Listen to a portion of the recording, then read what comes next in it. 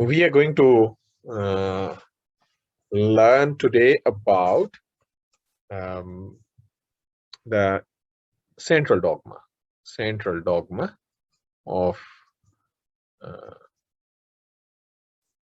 molecular biology, and this deals with basically the flow of information from DNA to RNA to the protein.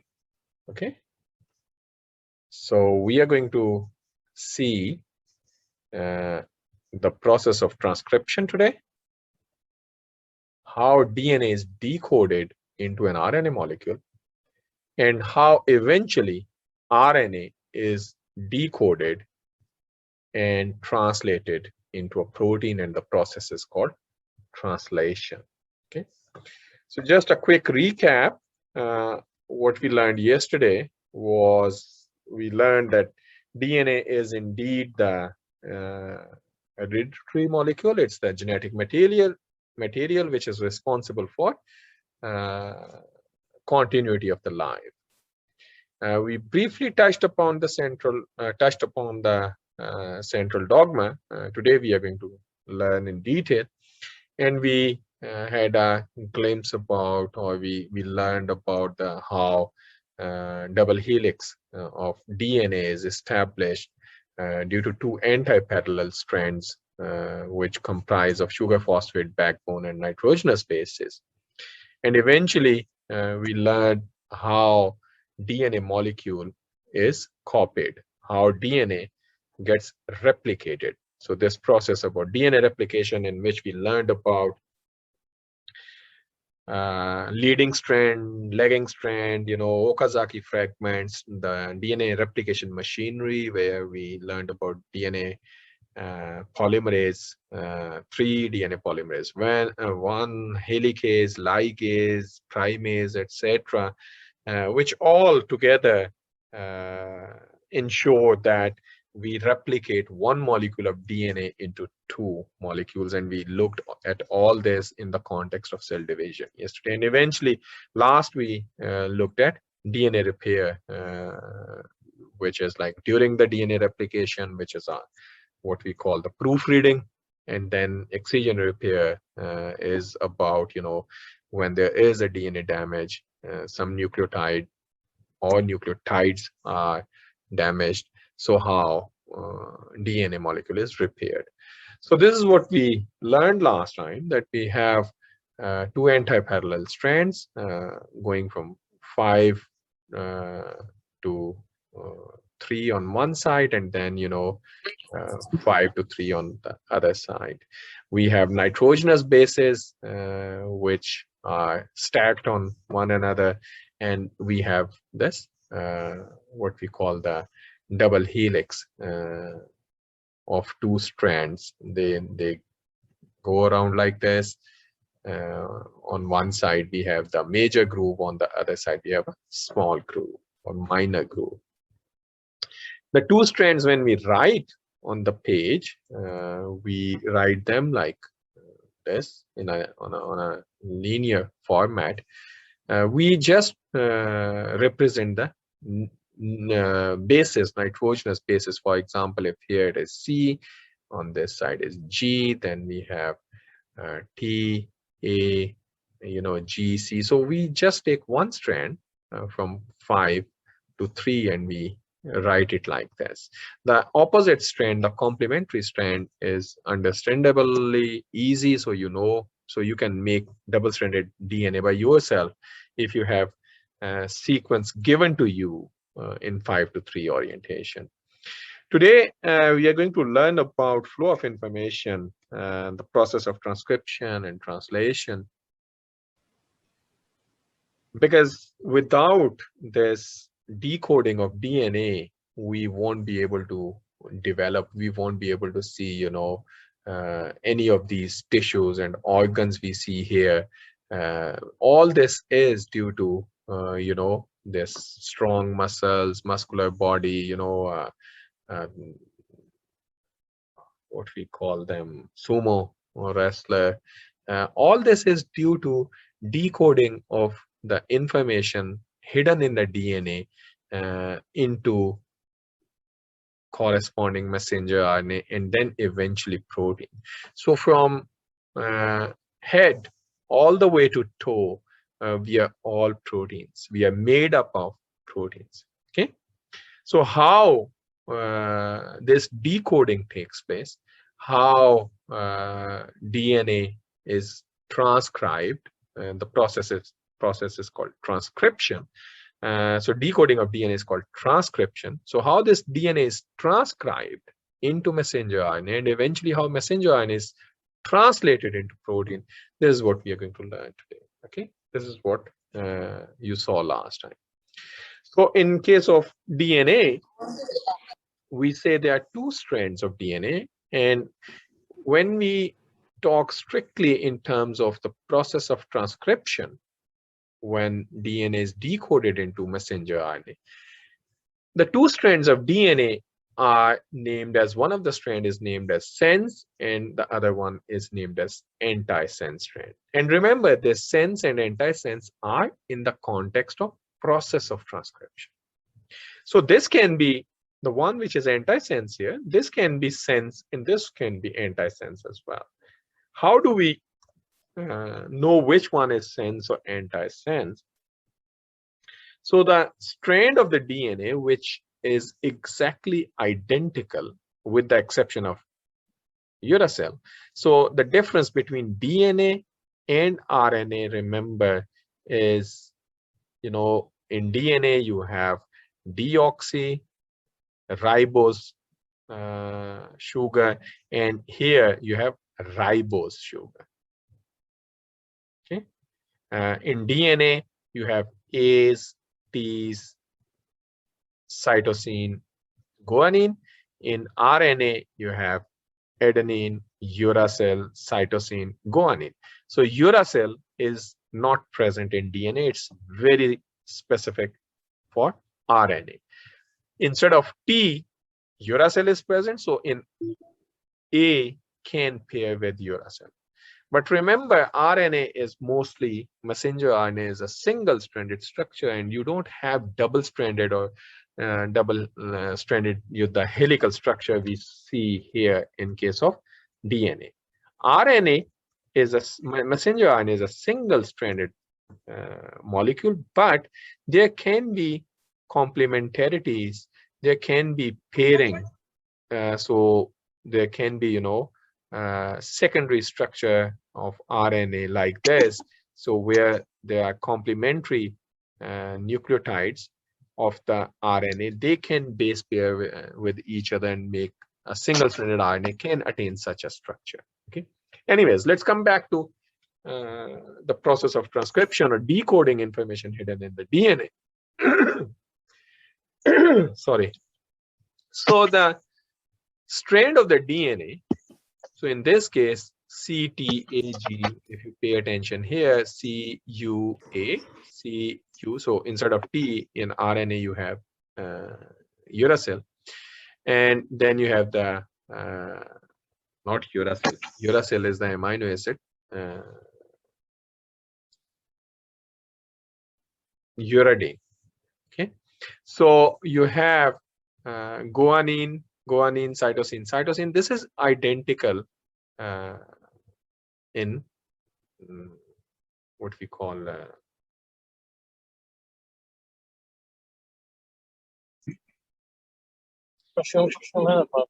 in this strand. So this strand is called then the sense strand because of its identity to messenger RNA. The strand which is complementary of messenger RNA, that is called antisense strand.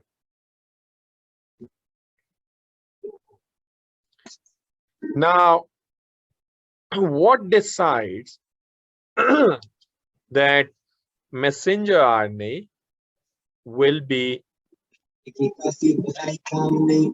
identical to this strand or it will be identical to this strand? So what decides which one is going to be sense or which one is going to be antisense? That relies on the promoter sequence. Okay, Abdullah, are you around? Yes, sir, I am. Can you mute them all? So can you make me the co-host? Yeah.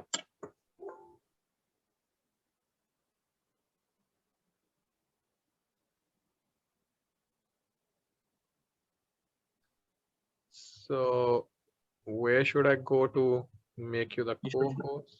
You should go to my name, and then there will be more option, and from Oh, there yeah. option. Here you are. Make co-host. So you are co-host. Okay, thank you, sir. So please mute them all. So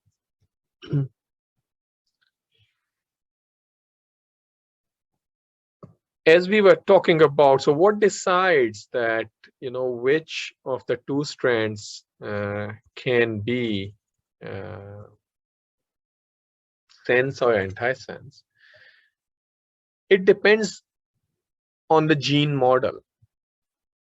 What is being transcribed, from where the information is being decoded? It's actually information of a gene is being decoded, which means you should know what is a gene.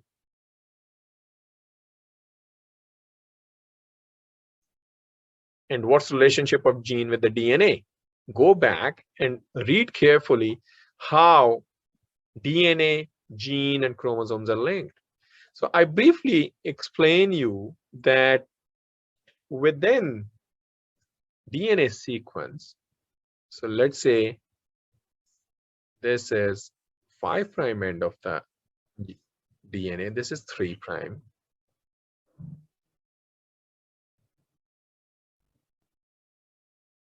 This is 5 and this is 3. Now within DNA sequence, so I try to write down some sequences here.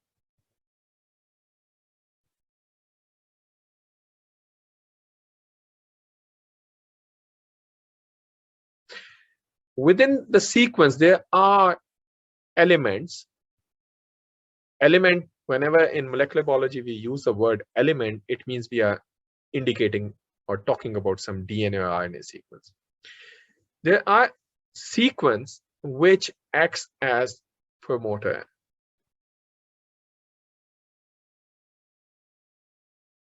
And then there are sequences which we refer to as coding sequence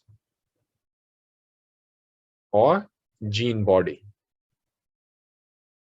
And then there are sequences which we call terminating or termination signal. Now, a promoter, coding sequence, and termination signal. This is what constitutes a gene on a chromosome. There are nearly 20,000 genes in our body. So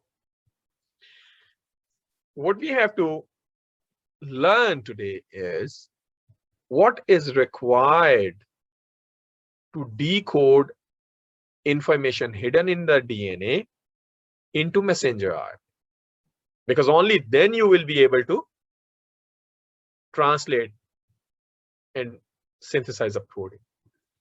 In order to decode a gene sequence should have promoter elements, coding sequence, and termination sequence.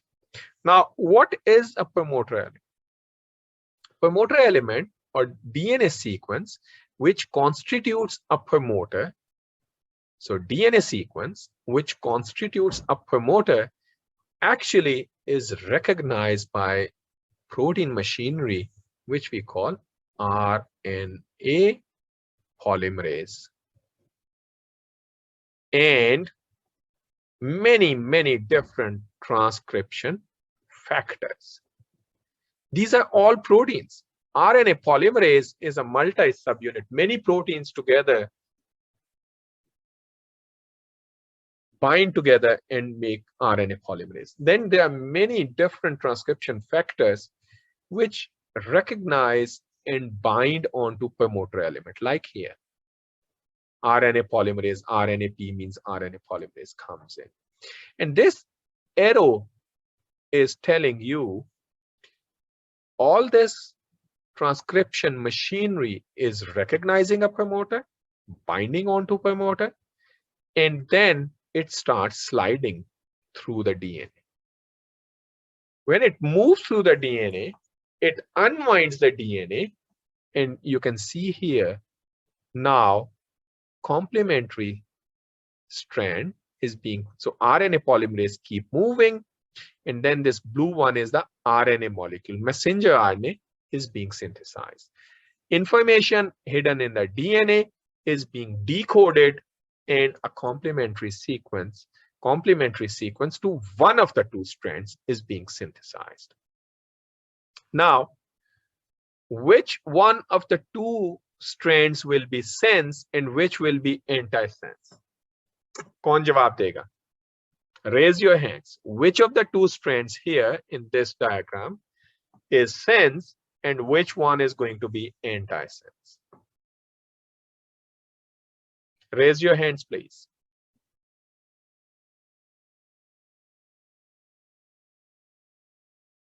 So the question is, which of the two strands are going to be here sense and which one is antisense?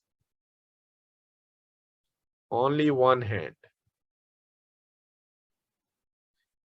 Ji Uswa, would you like to tell us which one of the two strands is sense and which one is antisense?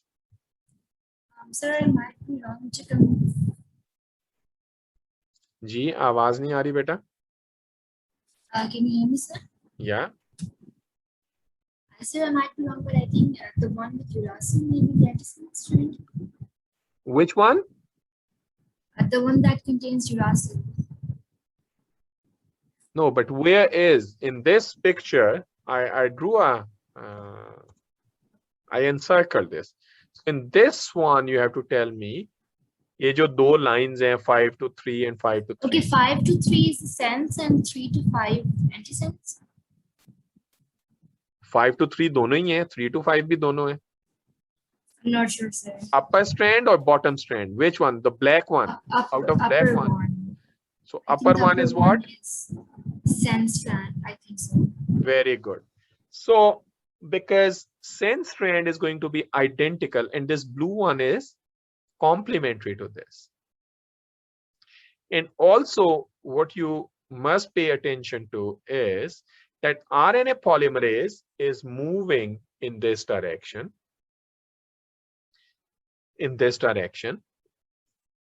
And since RNA and DNA synthesis can only take place in 5 to 3 orientation, so this one, the 3 to 5 is being used as a template. Template is the strand which is being copied. So 3 to 5 is being used as a template and complementary nucleotides are being added and you have messenger RNA being synthesized. This arrow is the nucleotide at which first nucleotide of RNA is synthesized, complementary to what? And this arrow is called transcription initiation site. We also call this TSS, transcription start site or transcription initiation site. Transcription start site is what is more technically relevant. Then the RNA polymerase keeps moving and eventually there is a block and we have termination signal. DNA sequence comes in which tells RNA polymerase to stop and RNA molecule is released.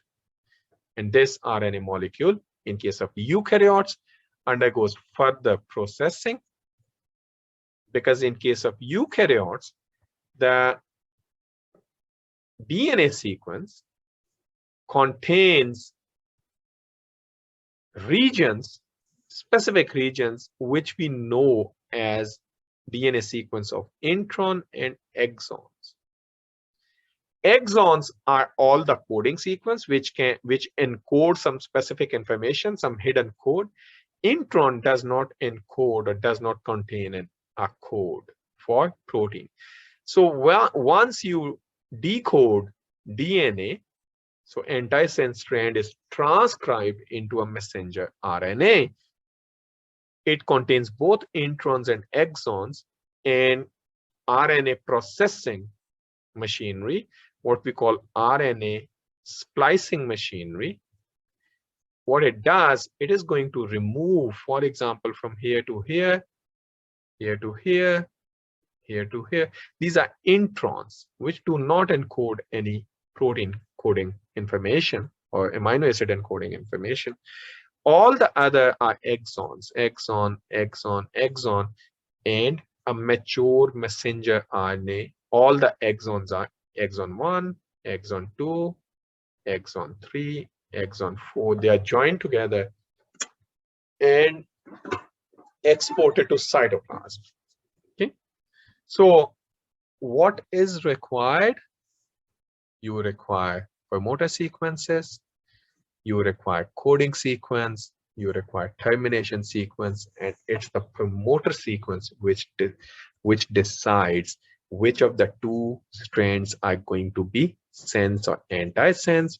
If the promoter element was on this side, then RNA polymerase moves into this direction, and this strand is being copied, and we will have exact copy of this, except this U's in the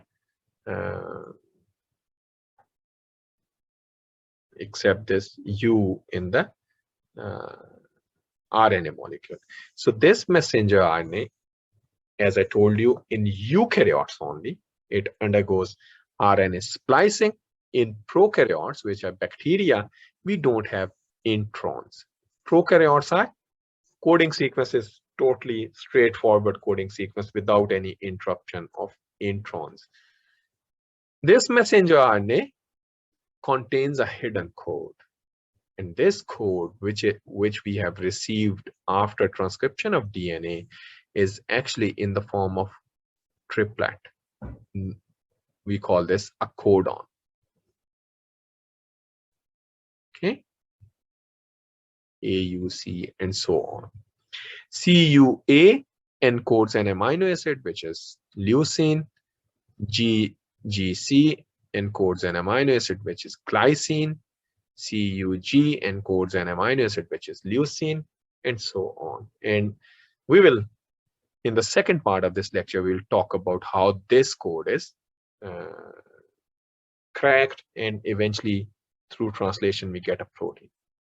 Let's come back to transcription. Now, I explained you RNA polymerase. It's an evolutionarily conserved protein machinery which is present in viruses. This is bacteriophage T7. We talked about bacteriophages last time. It's a T7 bacteriophage RNA polymerase. Okay. This is bacteria, Thermus aquatus RNA polymerase. We talked about this one in PCR last time. And this is eukaryotic RNA polymerase. Ji Hamza? Assalamu alaikum, sir. Can you go to the previous slide, please? I have a question on it. Yeah. Sir, इसमें at the top you've written promoter, इसके बाद फिर we have the coding sequence and the terminator. So like my question is that in this case, what exactly is the promoter? Like I didn't understand like exactly what hota kya, how does it know DNA that sequence. that's the point? It's just DNA sequence. So when you say DNA sequence and we have the transcription start site, yeah, what's the relationship between the two? Like where that sequence ends, where it starts? Very good. Excellent question. Excellent question. I'm happy somebody is asking. So, for example, in promoters, in eukaryotic promoters, what we have learned that, you know,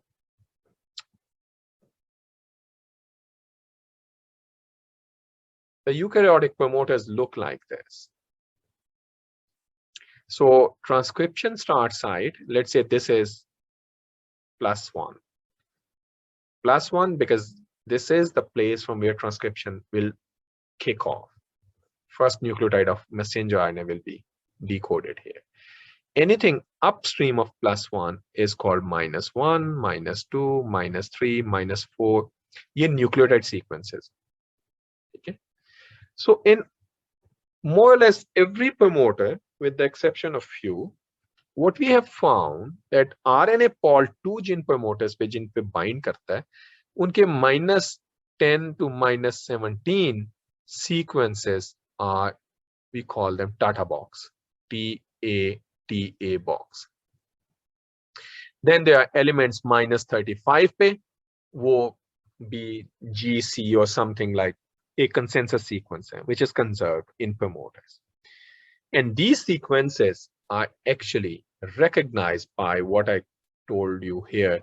Ye jo circles and ovals, these are transcription factors. So Tata box is recognized by, for example, a protein called Tata binding protein, TBP.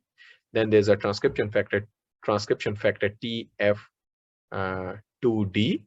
They together come in, they bind here, they recognize these sequences, and then they recruit the eukaryotic RNA polymerase, or ye main eukaryotes ki baat kar raha hu. In bacteria, Tata box is recognized by a protein called sigma factor, for example.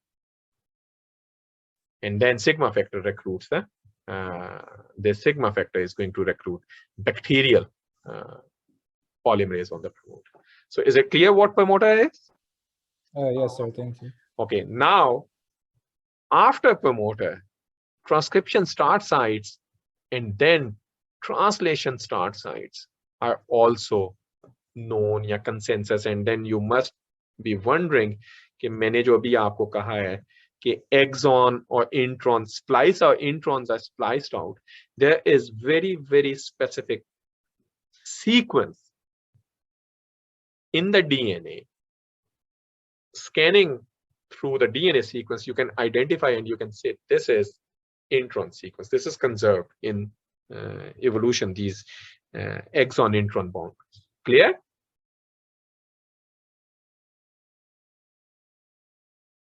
Hamza, did I answer your question? Yes, sir. Thank you. Okay. Now, as I said, RNA polymerase, it makes perfect sense if, you know, if a process is evolutionarily conserved, the transcription, decoding of DNA is conserved, translation is conserved.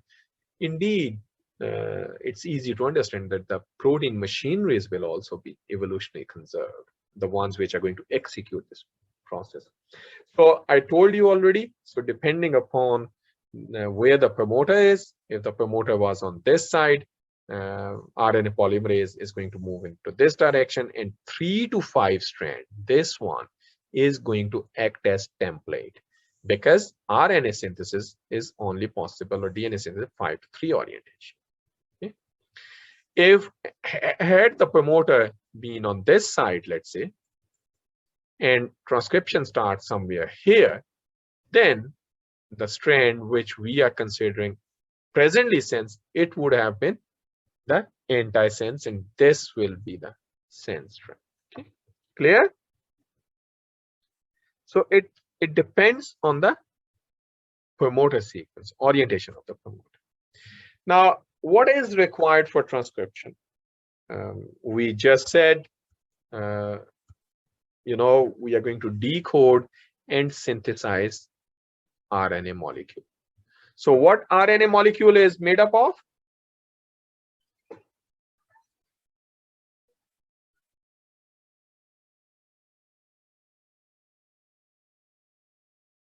Ji question पूछा मैंने आप लोगों को, RNA molecule किस चीज से बना होता है? जी मैसम।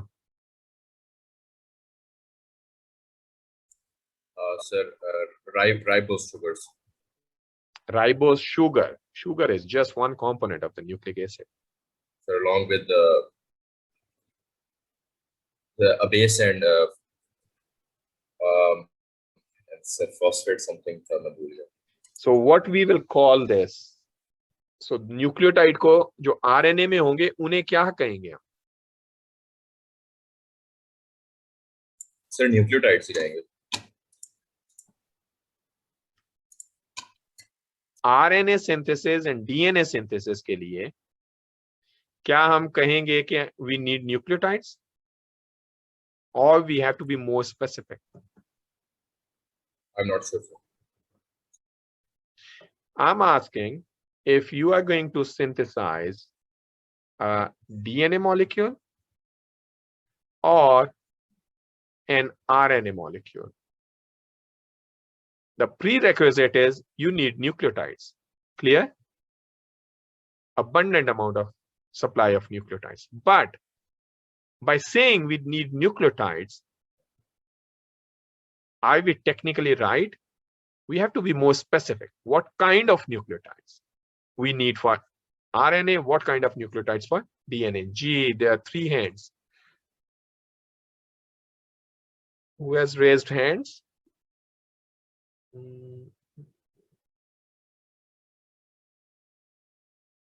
Abdullah, do you see who has raised hands? At least Yes, one. sir.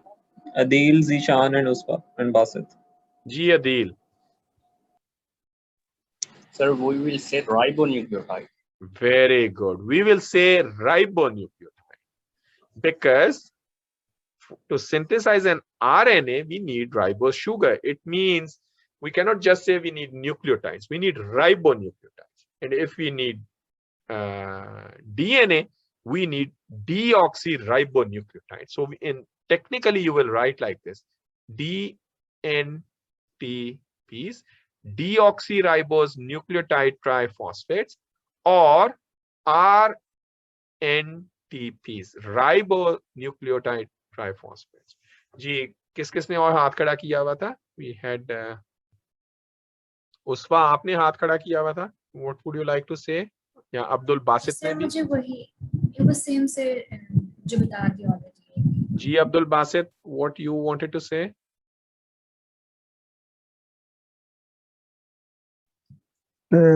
Sir RNA के लिए हम यूरासिन यूज करते हैं, तो न्यूक्लियोटाइड्स डिफरेंट होती हैं. नहीं, जो यूरासिल है, UTPs, ATP, GTP and CTP. If it is DUTP, it means deoxyribose sugar. लेकिन UTP में D नहीं होगा, इसमें R ही होगा because this is only required in RNA synthesis.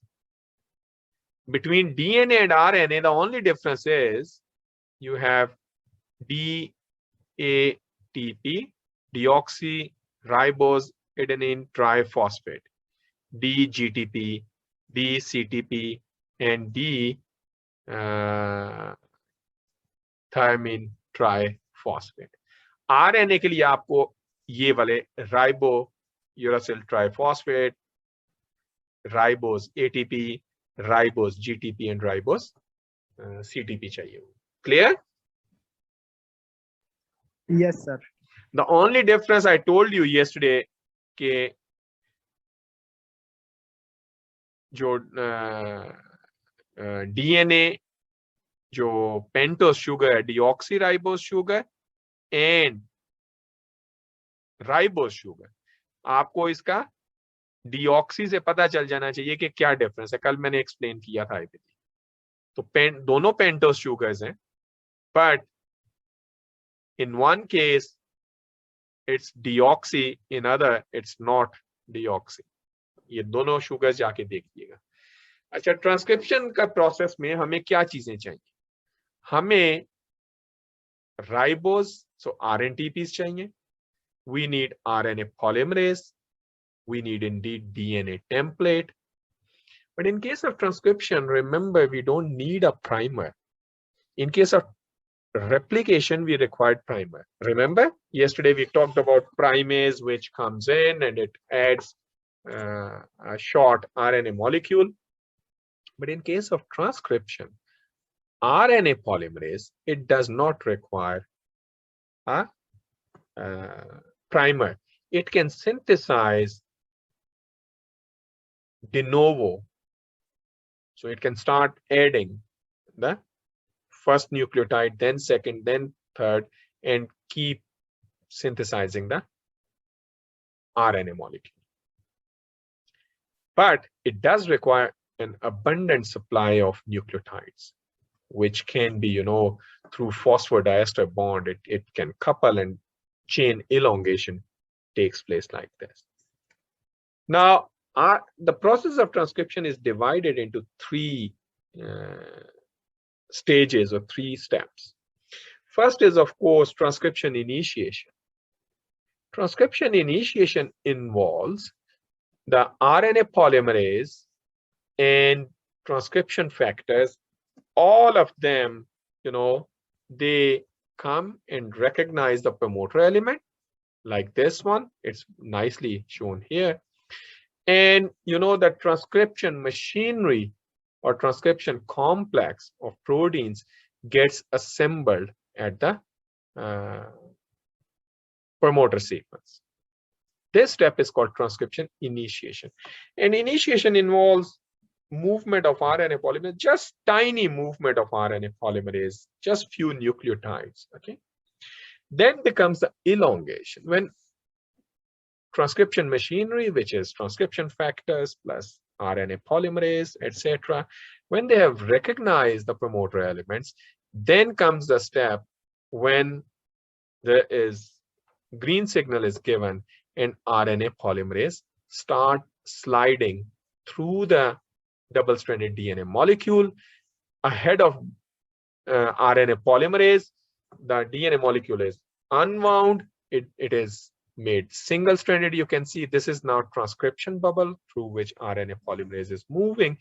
And as soon as it comes across the TSS, transcription start site, it starts adding first nucleotide, second nucleotide, and messenger RNA synthesis. When the transcription termination signal comes in, as soon as transcription termination signal, RNA polymerase comes across the transcription termination, protein molecule which we call release factor, it creates a hurdle or obstacle, and it tells the RNA polymerase, stop decoding this DNA. The whole gene is decoded already in the form of messenger RNA. RNA polymerase slides off and releases the messenger RNA. If it is a eukaryotic cell, this eukaryotic cell is going to go through RNA splicing. Intron exons are removed. Eventually, you have mature messenger RNA, which only comprises of, exons in case of eukaryotes, and this is exported out of the nucleus. In case of prokaryotes, RNA splicing does not take place because they don't have introns. The coding sequence is continuous without any disruption by the introns. And as soon as messenger RNA in prokaryotes is being synthesized, the translation machinery catches it right away there and starts synthesizing protein. That is a major difference between transcription in eukaryotes and prokaryotes. Now,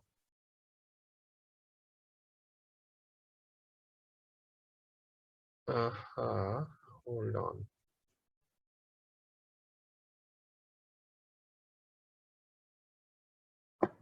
I was wrong. I stand corrected. The release factor is actually a protein which is involved in translation. Transcription termination takes place as soon as the termination signal comes in. There is another protein complex which is involved in, I can't recall its transcription termination signal, which helps the RNA polymerase slides off. This is not the release factor. Release factor is involved in translation. Okay. So now, once you have synthesized the messenger RNA, the next step is now to decode this messenger RNA. I told you if it is a eukaryotic messenger RNA, let's have it like this.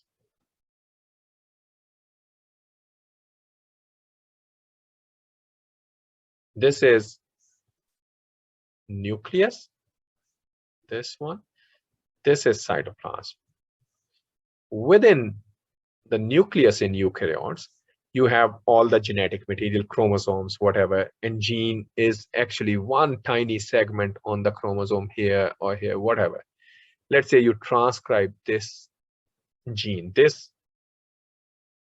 which looks very small, and you can zoom in, and by zooming in, it will look like this, okay?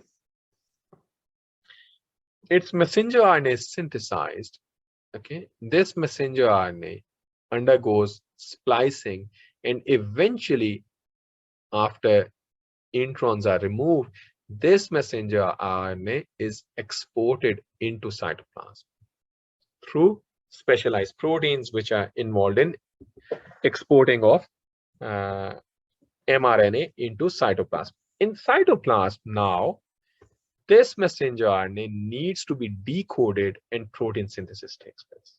Okay. So let's take a 5 minutes break here before we move into translation. So transcription clear है सबको यहाँ तक? Is transcription clear to everyone? Yes, sir. Okay. So are you all there? Yes, sir. Good. So we are going to now learn about the translation, decoding. So what we saw here in transcription, we have seen an RNA polymerase using DNA as template, and it synthesizes an RNA molecule. It does not require a primer, okay? So it decodes the hidden information in DNA into an RNA molecule. Now we are going to go from RNA to protein, and that will be then completion of complete central dogma. So translation is essentially transitioning from the world of nucleotides, both DNA and RNA contain nucleotides, and translation actually converts or decodes this information into protein, which comprises of 20 amino acids. There are 20 amino acids, and they, like in case of DNA or RNA, you have AUCG or ATCG. In case of proteins, you have one of these 20 amino acids. So for example, you have phenylalanine, leucine, isoleucine, methionine, valine, threonine, alanine, proline, serine. If you count them all, they are 20 amino acids, which are the building blocks of a protein. Now, I told you in the earlier part of lecture that this triplet CUA encodes a leucine, and GGC encodes a glycine, etc.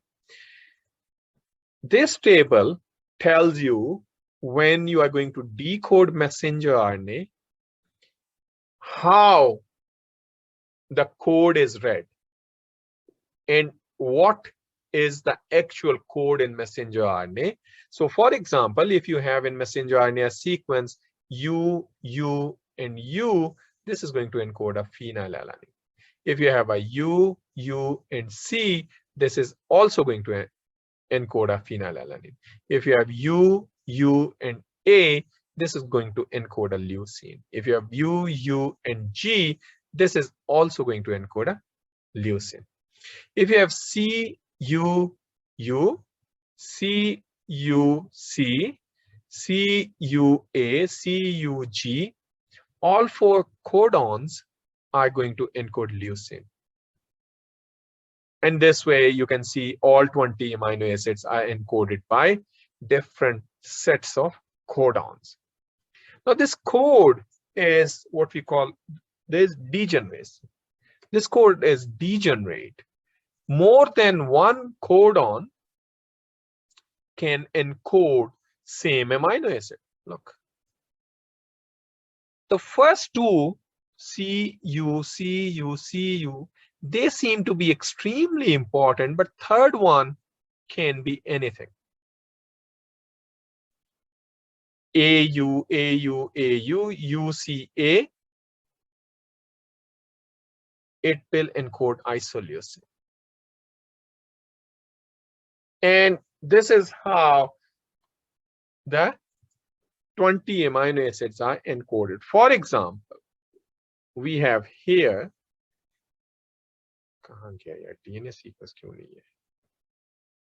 for example, we have here a code CUC, it is going to encode leucine, AGC, AGC. So let me go here. AGC.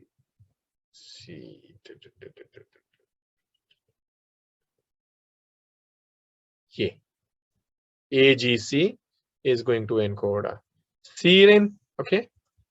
So GUU, valine, ACC, like this.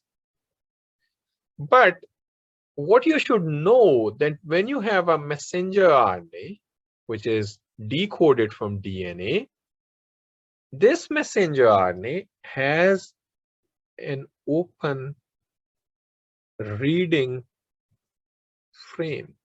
What is an open reading frame? For example, you have a sequence called CAG, CGA, AUG, CAG, CAT, GAC. You keep going like this. Okay, UAA, etc. Now, an open reading frame means that the first amino acid is always Abdullah, am I right if I say first amino acid is always methionine? Yes, sir. Yeah. So the first amino acid in messenger RNA is always going to be an methionine. So if we go and see what is the codon for methionine, it's AUG. Okay. Let's say in a eukaryotic messenger RNA, we find where is AUG? We find this as AUG. It means here translation or the ribosome will start adding amino acids and will start decoding messenger RNA here. So methionine, then CAG will be, I believe, a glutamine. CAG, yes, it will be a glutamine, and so on. And then there comes UAA. UAA is the stop codon. None of you asked me when I was explaining you this table, what are these stops? So there are 3 codons, UAA, UAG, or UGA. These 3 encode a stop codon. Stop codon for what? They tell the ribosome machinery to fall off. And ribosome stops translating. It means all these codons from here to stop codon in a set of AUG, CAG, CAT, GAC. You keep going like this in a set of 3 triplet codon, and you will come across UAA. This is called an open reading frame, sets of 3. And then here, stop codon is represented by an asterisk. methionine, glutamine, X, Y, Z, M, and different amino acids. These are the proteins. Now there is, I told you there is degeneracy in the code, but this code is almost universal from bacteria to humans. You should know the symbols. You don't need to remember, you don't need to memorize these, which codon encodes which amino acid. Never do this, but you should know how to represent 20 different amino acids. For example, what is symbol of arginine? Arginine is an amino acid. Its symbol is R. What is symbol of aspartic acid? Its symbol is D. What is symbol of asparagine? It's N. Cysteine is C. Glutamic acid is E. Glutamine is Q. Glycine, histidine, isoleucine, leucine, lysine, methionine, tryptophan, tyrosine, valine, serine, and so on. So these 20 symbols you should at least know if you're going through Bio 101, because these 20 symbols, if you know them, only then you can read the protein sequence very easily. Now, when I say there is an open reading frame, how open reading frame is decided? ये तो बड़ा simple था, मैंने आपको कह दिया कि जी अच्छा आप methionine से start होते हैं. But an open reading frame can start from anywhere. आपका messenger RNA का sequence ये जा रहा है. Same sequence है CUC, CUC. ये 100% same sequence तीनों में 1, 2, 3 में लिखें. But the point where amino acid can be added in front of a codon can start from here, CUC, or let's say UCA or CAG. तो 3 reading frames आ गए. If it starts from first nucleotide CUC, तो protein जो बनेगी वो बनेगी leucine, सीरिन, valine, threonine. अगर reading frame change हो गया है, not from the first nucleotide UCA, GCC, तो एमाइनो एसिड चेंज हो गए, प्रोटीन टोटली चेंज हो गए, सीरिन, एलानिन, ल्यूसीन, प्रोलिन. अगर थर्ड न्यूक्लियोटाइड से आपने रीडिंग फ्रेम शुरू की है तो एमाइनो एसिड सीक्वेंस चेंज हो गए. So how do we know from where to start the protein synthesis? That's why I told you there is a, based on all the computational analysis and available protein data, the first amino acid is always a methionine. We'll talk about these mutations in a moment, but you can imagine if you change a nucleotide here, instead of U, let's say I add a G here. Mutation means change in the nucleotide sequence. It can be accidental, it can be spontaneous, it can be induced. हम भी induce करते हैं अपनी labs में. So instead of CUC, I have created a mutation and it has become CGC. Now what was CGC? Going to CGC, we can see here, CGC. CGC encodes an arginine. Okay. What was the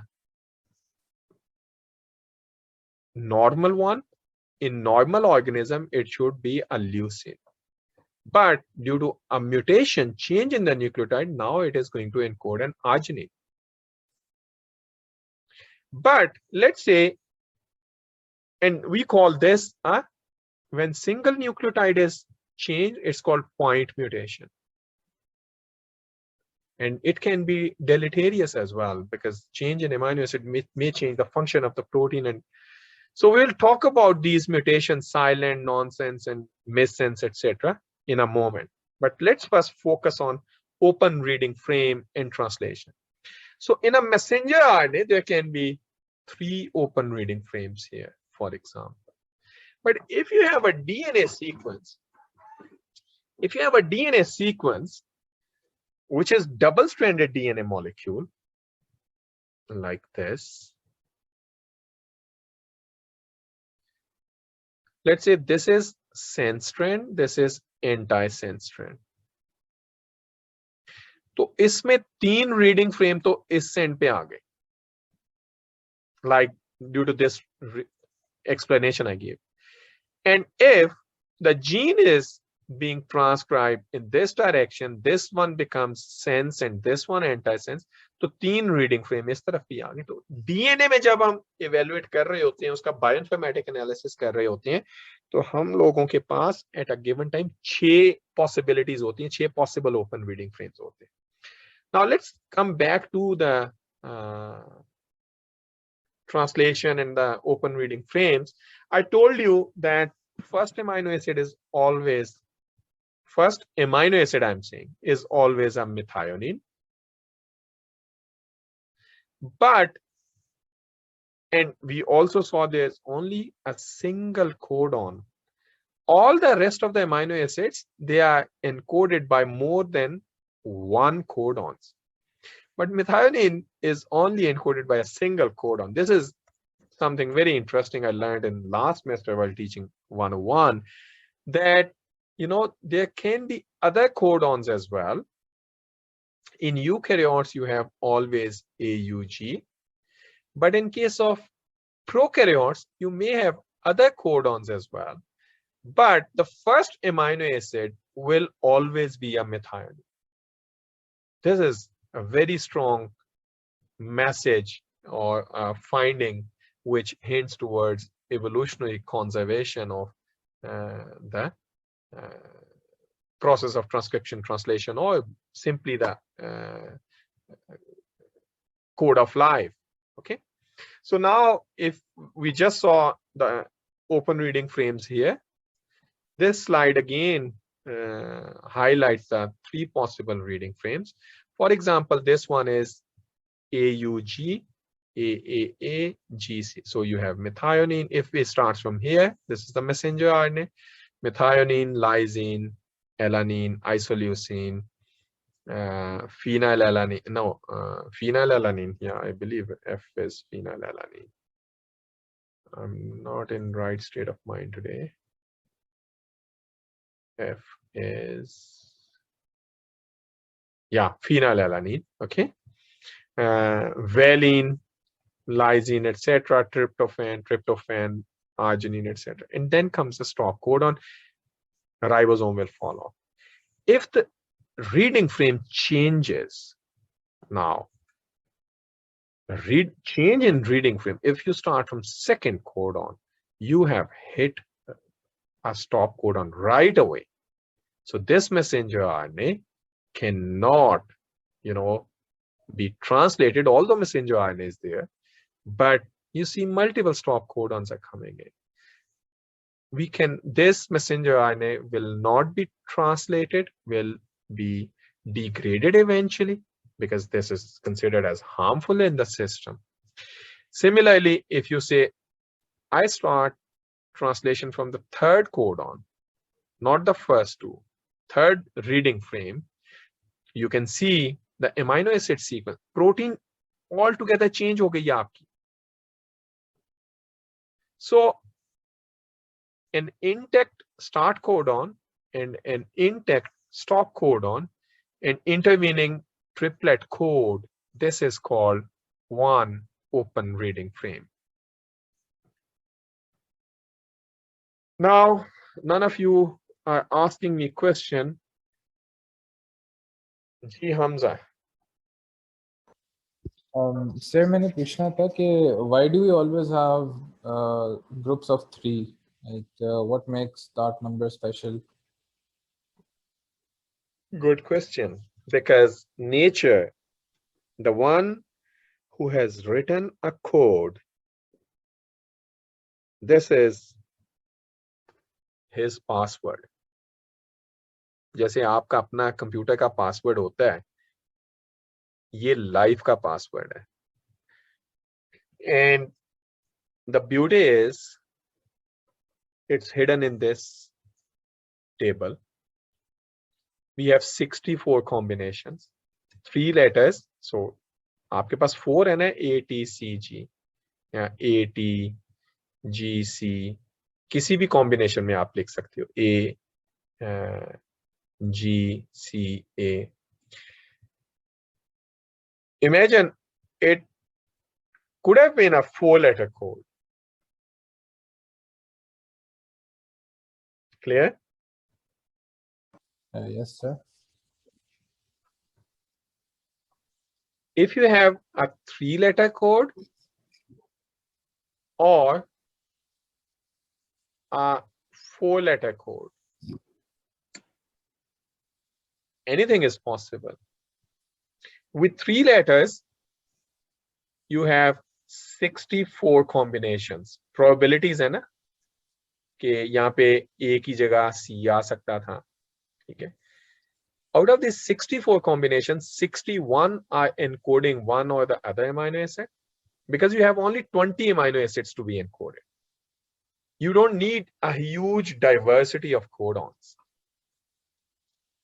The code is already degenerate. And out of 64, there are 3 which are stop codons.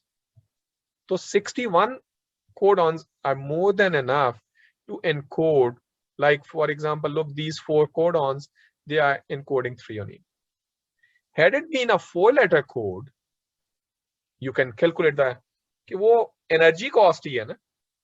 At the end of the day, system ने 20 amino acids ही encode करते हैं. ये एक angle आ गया. दूसरा angle अभी हम देखते हैं. जब मैंने कहा कि आप में से कोई क्वेश्चन नहीं पूछ रहा, none of you are asking कि how do I add methionine in front of AUG? How do I add lysine in front of AAA or alanine in? How the hell I know this? How cell knows this whole thing?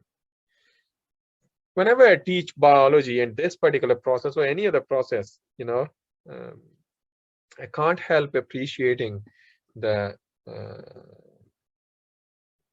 you call it Mother Nature, others call it precision engineer, and all. I call this Allah. I can't help appreciating the logic and the precision behind this code, because now we have to decode this messenger RNA, all these nucleotides into amino acids, and we already saw a very, very intelligent code. Now, in order to translate nucleotides into amino acids, you need, you know, from here, nucleotide to a amino acid, or to go from here to amino acids, which means nucleotides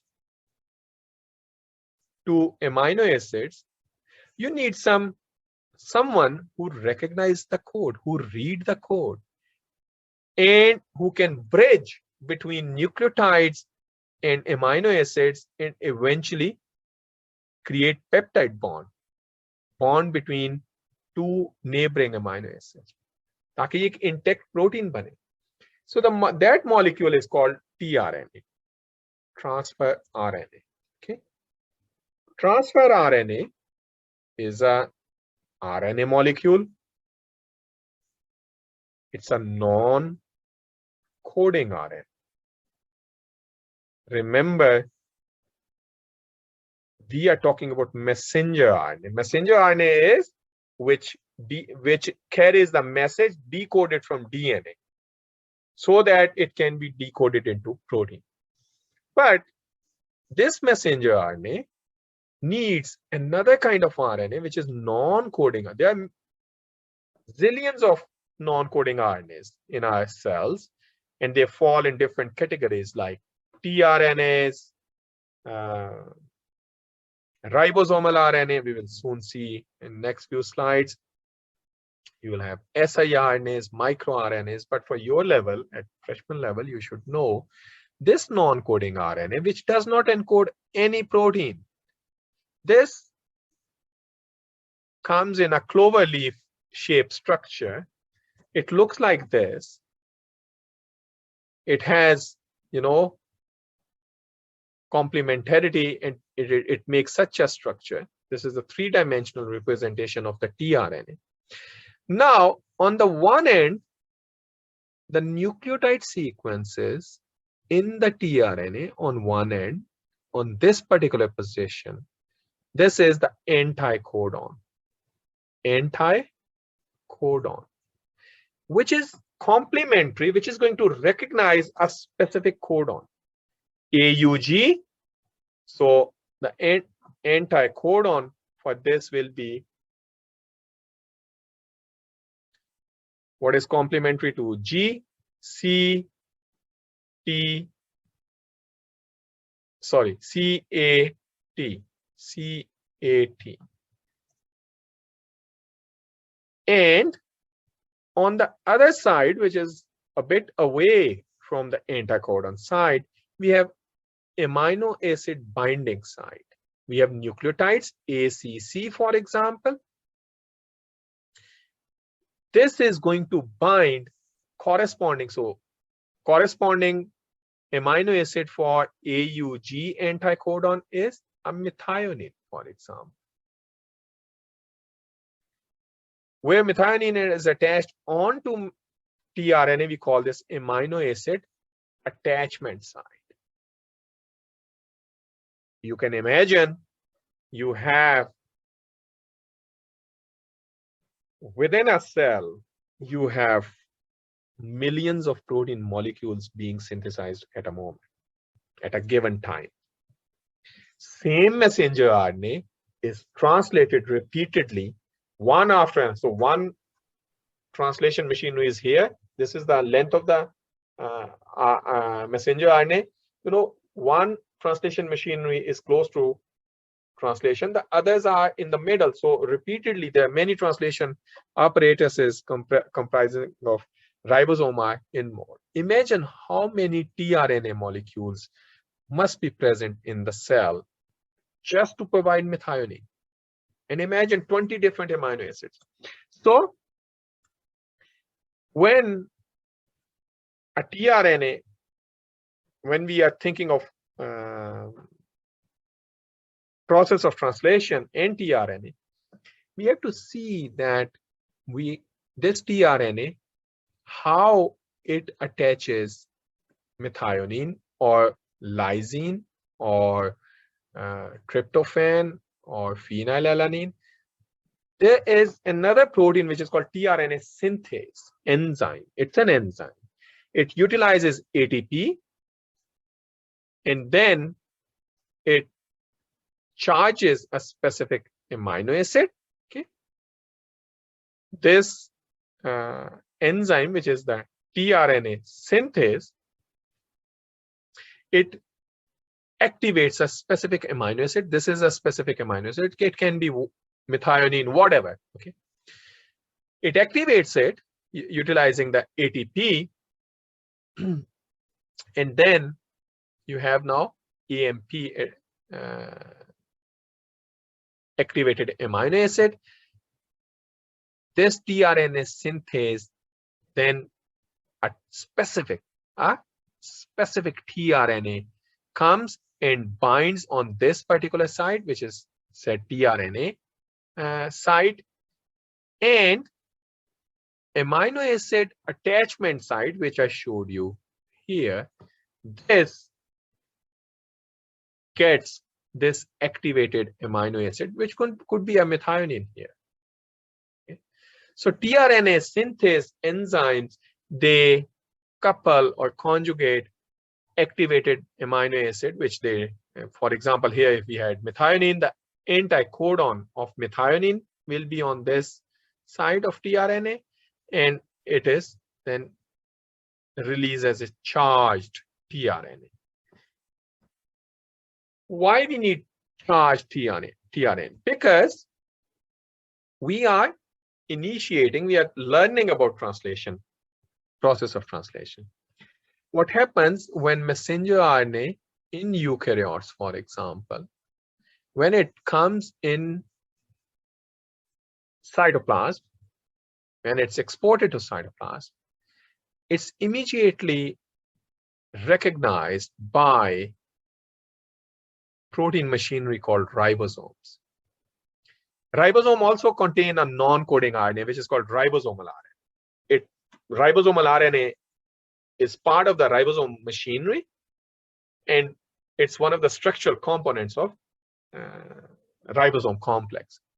Now, when this messenger RNA comes into the cytoplasm, it is recognized by the small subunit of ribosome. So ribosome comes in large subunit and small subunit.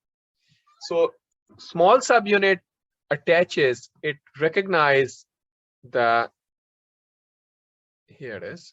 It recognizes very, very specific sequences in the messenger RNA where translation should be initiated, or where, you know, ribosome complex should assemble. Once it binds, it just slides a little and adds a methionine. It recognizes methionine codon, anticodon for in the form of the tRNA, charged tRNA comes in, and methionine is added. As soon as methionine is added, the large subunit of the ribosome comes in, and the whole ribosome complex is bound. So this initial step is called translation initiation, where methionine is added and eventually the large subunit of ribosome also came. When the large subunit comes in, this is a huge multi-protein complex. So what we have, there are 4 sites. We say T site, A site, P site, and E site. They're explained here. At this position in the ribosomal complex, the tRNA, charged tRNA, it lands, it comes in. Okay. As the ribosome slides, so the tRNA which landed here, it then recognizes the specific codon. So the anticodon in the tRNA recognizes the codon and ensures that the amino acid I am carrying is right one. And as the ribosomes move, at this particular site, the peptide bond between 2 neighboring amino acids is made. For example, here, so tRNA, this is the tRNA landing site. It recognizes the codon, anticodon, like this one. And then once everything is confirmed, the peptide bond between methionine and the proline is made, and that's why this is called P site. Peptide bond is formed at this site. And finally, it exits the ribosome. So what we have seen, translation initiation involves recognition of the ribosome recognition sequences which are present in the messenger RNA by small subunit, and small subunit then recognizes the translation initiation codon, which is the AUG or methionine coding sequence. tRNA for methionine comes in, and this is the point where we have the large subunit comes joining the small subunit. Then is the translation elongation, where you see now second codon being recognized, peptide bond being synthesized, and eventually you see a peptide chain is being elongated. At the end, the ribosome comes across the termination signals, which are UAA or UGA or UAG. These were the translation stop codons. They are recognized by release factor, which I confused with the transcription termination earlier. And they tell the ribosome to stop translation. And at the end, what you have the amino terminus of the protein and the carboxy terminus, and you have these amino acids. So a protein is synthesized. So what we have learned so far, we have decoded hidden information from DNA into messenger RNA, and the code hidden in the messenger RNA in the form of triplet codons is translated with the help of ribosome proteins into amino acids using tRNA codon and tRNAs, which carry anticodons and corresponding amino acids. Now, I told you already, initiation in transcription involves promoter sequences, and termination in transcription involves terminator sequences. Initiation in translation involves AUG sequences or translation initiation sequences, which are recognized by the small subunit of ribosome, and translation termination involves a release factor and these stop codons. So it means DNA contains all the codes. Now, this is what I was saying. At a given time, this is one messenger RNA, okay? And this one messenger RNA is bound by so many different ribosomes. So we call it's like polysome, a polysome. A polysome consists of multiple ribosomes and they're growing peptides. So same messenger RNA is translated repeatedly into, let's say, one messenger RNA. It has half-life of, it can stay in cell for 30 minutes. You know, there may be millions of proteins decoded from this same messenger RNA, same kind of protein, identical protein. And that's why what I try to highlight, that imagine how many tRNAs, charged tRNAs you require, how many amino acids you require. None of you asked from where amino acids come in. There's a whole biochemical complex how amino acids are synthesized. Each of this amino acid we saw here, for example, glycine or histidine or glutamine, tyrosine, cysteine, arginine, they are synthesized biochemically through metabolic pathways. मेरा ख्याल है मैंने शुरू में आज गलती से कह दिया कि यूरासेल, वो यू को मैंने एमिनो एसिड बना दिया था, वो यूरासेल ही है. Now you can see I was actually working in the field, examining my cotton field when I came back and started teaching this lecture. Next time, I think before the lecture, I should not go to field. Anyway,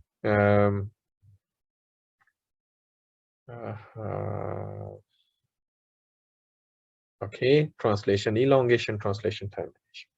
Any questions so far before I move on?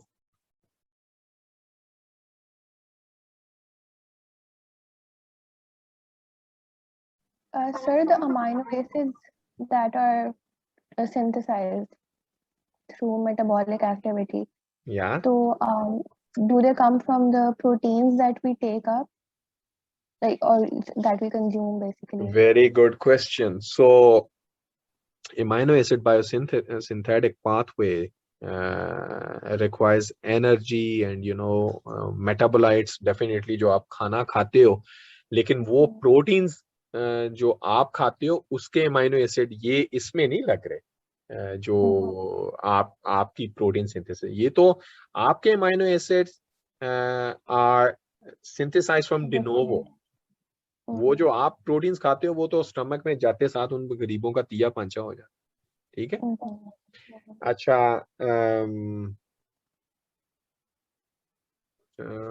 any other questions? So someone is asking कि slides LMS पे upload कर दें.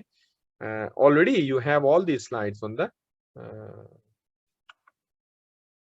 LMS. मैंने आज ही सारे lectures upload कर दिए advance में 5 के 5. Okay, so once you have a protein is synthesized, the next question is distribution of the protein within the cell. This is showing you cytoplasm. All this is your cytoplasm. This is nucleus. After the messenger RNA is exported into cytoplasm, it is captured by the ribosomes, and you can see the polypeptide, the proteins are being synthesized. Normally, protein synthesis takes place on rough endoplasmic reticulum. As soon as protein is synthesized, you know, this protein, any given protein, it attains a specific conformation. We call this 3-dimensional structure. Okay. जैसे DNA का double helix है, and then supercoiling है, and messenger RNA can be, you know, self complementarity की वजह से उसका एक secondary structure बन सकता है. Proteins, each protein has a very specific protein structure. उसके जो amino acids हैं वो आपस में interact करते हैं. It never remains a linear chain जैसे यहाँ पे आपको नजर आ रहा है. It goes in a globular form. उसके जो amino acids हैं, they make beta plated sheets or alpha helices. Total chemical जो amino acids में जो electron donor, electron acceptor, उस level की interactions होती हैं, and then protein becomes functional molecule. We will soon talk about कुछ और changes which we call post-translational modifications आती हैं. Post-translational means after the translation, protein is still being modified.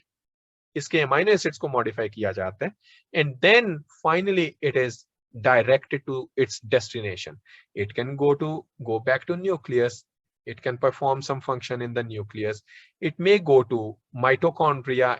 This protein may go to plastids or chloroplast, etc.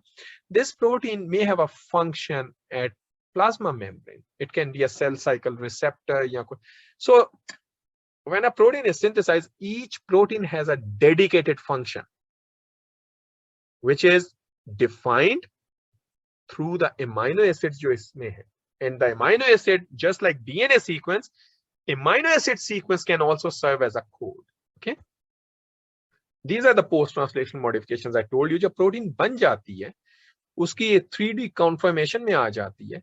Different amino acids, for example, serines and threonines, they can be phosphorylated. उसे कहते हैं phosphorylation. Phosphate group add हो जाता है. Sugar can be added on different amino acids. Okay, or in some cases, full-length protein is cleaved. We call this proteolysis. Proteolytic cleavage, some enzymes are involved, and not this one, but these proteolytic products of cleavage, proteolysis, they will be the functional proteins, not this one full length. So protein, we call all this post-translational modification. One of the very important one, which you must have read already by Dr. Faisal must have taught you, is that, you know, serines or threonines, so this is the side chain. So through ATP, there are specialized proteins called protein kinases. They can add phosphate group to serine, threonine, and I also learned histidine also can get. And a phosphorylated protein could be the functional, or it can be other way. A phosphorylated protein could be held in the inactive form by the machinery, and you require a phosphatase which removes this phosphate group, brings it back into this form, and this protein is functional. Anything is possible. Like here it is shown. Kinase, it adds phosphate group and protein becomes functional. Or a protein is on without phosphorylation, kinase comes in, phosphorylates, inactivates the protein. So when you read and when you will see the complex machineries performing very complex functions within the cell, आपके मुंह से सुभान अल्लाह निकलता ही निकलता है. Because these are error prone things, and if any error happens, some errors are much dangerous. Cancer हो जाता है, डायबिटीज हो जाती है, ट्यूबरकुलोसिस में बंदा जंग हार जाता है, ब्लड कैंसर हो जाता है, मतलब just one molecule. And from where we have driven this molecule is driven simply by decoding the DNA into an RNA, RNA translated into a protein, and eventually we have this. And each molecule, just like in a functional healthy cell, each functional molecule is available at the right time, right place, right stage of development. जैसे आपको आप सुबह उठते हो, आपको सूरज नजर आता है, उसी तरह ये मॉलिक्यूल्स अपनी अपनी ड्यूटी डेली परफॉर्म कर रही होती, ठीक है? So the product of translation is protein, I told you, and proteins can be enzymes as well. So what are enzymes? Enzymes are actually the proteins which are enzymes. I'm talking, there can be RNA molecule can also be an enzyme. Okay. DNA can also be an enzyme. DNase, the one which is going to destroy DNA. RNase or ribozyme, these are not proteins, these are RNA molecules which has catalytic activity, enzymatic activity.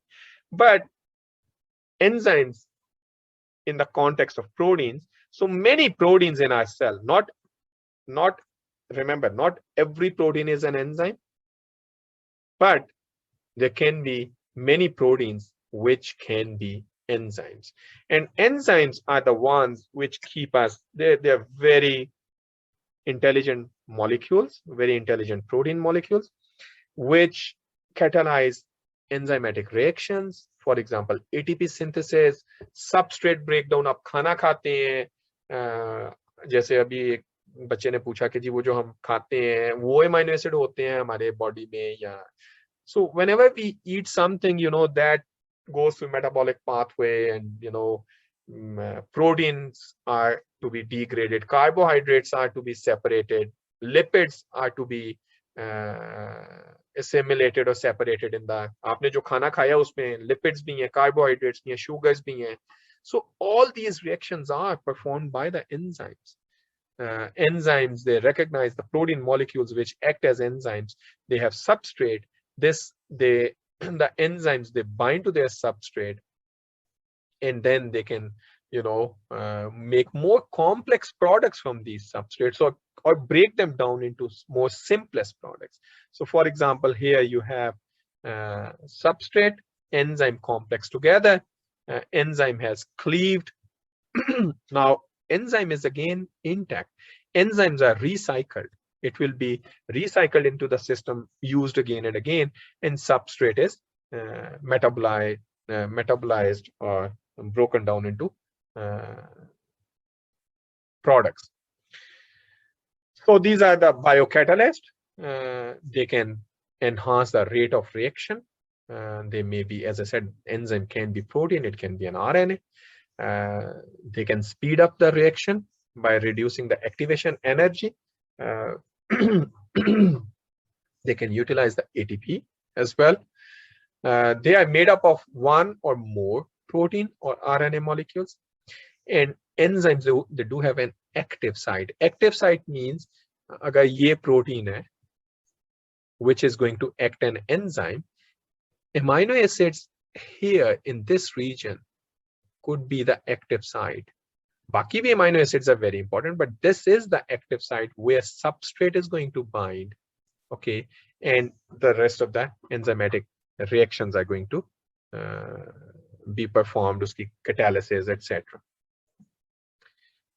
This is, you know, active site has very specific affinity for the substrate. Not every substrate is going to come and bind to an enzyme. Each enzyme has very specific substrate, and affinity between enzyme and the substrate, plus the factors like pH, temperature, you know, all these things which are written, salt, concentration of substrate, amount of enzymes, all of them, they are going to sorry, they are going to decide the rate of the reaction. Ye K-cat, Km, you know, these are when we go in Michaelis-Menten equation, आप लोगों के level पे मैं उसमें नहीं जा रहा. So enzyme binds to the substrate, it then breaks down the substrate. We call this reaction rate constant. At how much time enzyme takes to break down a substrate. You know, all this requires activation energy. So, and then reaction constant, they are characterized for, and these things, they rely on these factors. अगर ये factors आप disturb कर देते हो, तो आपके जो reaction constant हैं या rate constants हैं enzymes के, वो disturb हो जाते हैं और ultimate product disturb हो जाती है. Enzymes also have coenzymes. For example, you know, thiamine phosphate, FADH, NADH, they are, you know, NADH, NADPH, etc. are produced through our metabolic pathways, which serve as coenzyme for certain enzymes. जिनके बगैर अगर coenzyme available नहीं होगा तो enzyme काम नहीं कर पाएगा. ठीक है? So I wanted to talk to you about mutations, and I said we will talk about which mutations were there. Silent, missense, nonsense. Now, ये तो हमने जितना पढ़ा वो पढ़ा कि जी DNA में code है, DNA is decoded into messenger RNA, messenger RNA is decoded and a protein is synthesized. Now, why it is important to keep our DNA intact? Because any change, अगर ये आपका healthy cell है और ये एक abnormal cell हो गया है, आपने smoking बहुत ज्यादा की है या आपने बहुत ज्यादा drugs ली हैं, तो आपका जो DNA है वो डैमेज हो गया. इंस्टेड ऑफ C यहाँ पे A आ गया. ठीक है? So rest of the DNA is same. Look, CTAGG, CCTG की जगह CAT आ गया. नाउ रीड ट्रांसक्रिप्शन हुई, मैसेंजर आरएनए बन गया, इसका भी मैसेंजर आरएनए बन गया. याद रखना यहाँ पे C था, आपने वहां पे खुद A create कर लिया. It's your own fault. And now the amino acid which was leucine, glycine, leucine, leucine, lysine isolase. आपका क्या हो गया? Leucine, glycine, methionine. And this just, we call this point mutation, a single nucleotide change. This may push, this could be, this protein could be a tumor suppressor, which keeps our cells healthy and keeps them in normal state instead of a cancerous state. एक single amino acid की change से ये tumor suppressor can lose its function and you may end up in cancer. ठीक है? Now we saw three. Yeah, do you have some questions? So point mutations, are point mutations also substitution, deletion and addition mutations? मैं आ रहा हूँ उसमें, अभी आ रहा हूँ. Now, how these point mutations can be? So ये तो आपकी सिर्फ substitution हुई है. ठीक है? Imagine a deletion. Deletion can be just a single nucleotide. Delete हो गई तो ये बन गया CTAGG, CTA उड़ गया, C उड़ गया अंदर से. ठीक है? It can be substitution, it can be whatever. So the ultimate consequence of mutation is change in amino acid. यहाँ पे तो change हो गया amino acid. Change हो गया ना? Instead of leucine, methionine आ गया. So we call this, such kind of mutation is called missense mutation. Why missense? Because the sense is changed. AUG बन गया. It had to be CUG. Amino acid change हो गया. So this is called missense mutation. Imagine it was C, कहाँ पे था? CTA, GGC, and CTG. Okay, CTG. Instead of CTG क्या कर रहा था? Let me see here.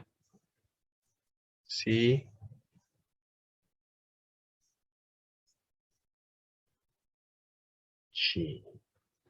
this one. CUG basically. ठीक है. CTG. So ये ल्यूसिन है. ये याद रखिएगा, ये चारों कोडॉन आपके ल्यूसिन कोड का है. Imagine after DNA nucleotide, if you are lucky, and instead of this nucleotide, G is changed, तो C वहीं पे रहता है, ठीक है, और T भी वहीं पे रहता है, which is basically CU. T की जगह हम ये वाला T जो है CTG, इसे हम C में कन्वर्ट कर देते हैं, तो अब क्या हो गया? CTC. तो मैंने वो अभी जो आपको दिखाया था, तो you are lucky because this CTC still is going to encode an mRNA, क्योंकि आपने थर्ड न्यूक्लियोटाइड चेंज हुआ है ना, तो it is still going to encode leucine. So you are lucky कि आपकी प्रोटीन जो है वो still will give you leucine. Such kind of mutation in which there is no change, there is change in nucleotide sequence, point mutation हो गई है, but amino acid sequence change नहीं हुआ, we call this silent mutation. It is not changing anything at amino acid. But if change in a single nucleotide results in a stop codon, okay, for example, मैं triplet code पे चला जाता हूँ. This one triplet, this one is triplet, this one is triplet. Imagine this A is converted into a U में चला जाता है, तो ये UAG जब बन जाएगा, क्योंकि ये बनना था AAG. AAG was going to encode lysine, but when you had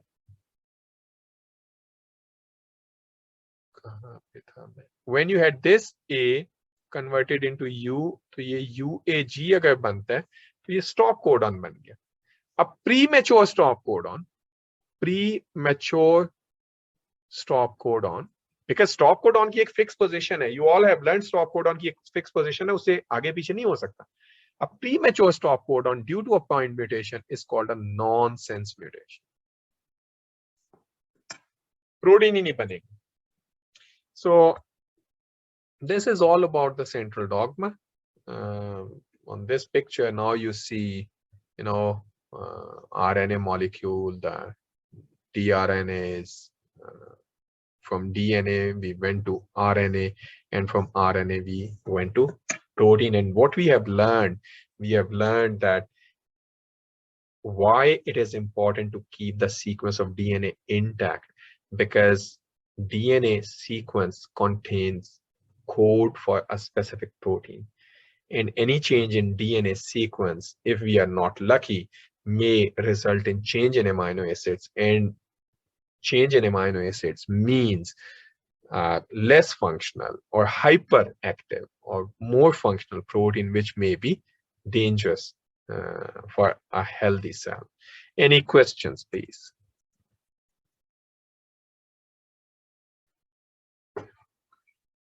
Any questions?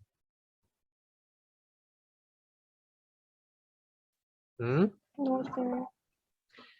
So if there are no more questions, thank you very much, and Allah Hafiz. Allah Hafiz.